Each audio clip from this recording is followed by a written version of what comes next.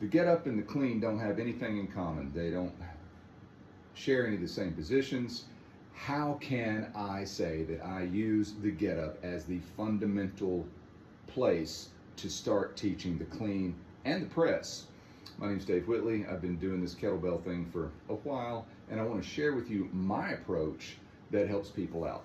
The biggest problem that I see invariably and have seen for years and years and years with folks who are learning how to clean a kettlebell is that their body, their nervous system, does not understand from a movement perspective what the rack position is. And so when we progress from the swing to the clean, and as the old saying goes, the swing is a clean that finishes in the rack, there's some truth to that, quite a bit of truth to it.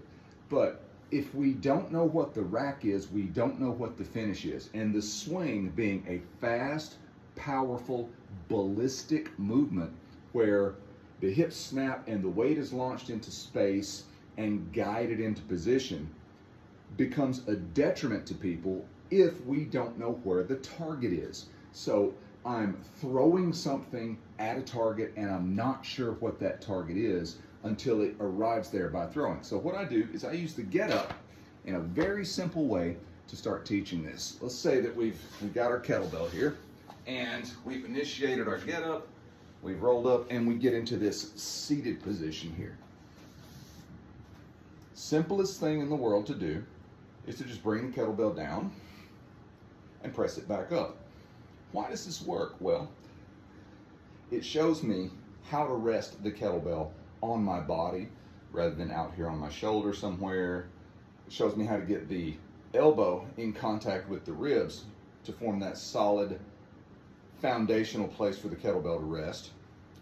And it allows me to feel without having, it allows me to feel what a good rack position feels like without the swing preceding it, which throws the kettlebell into that position.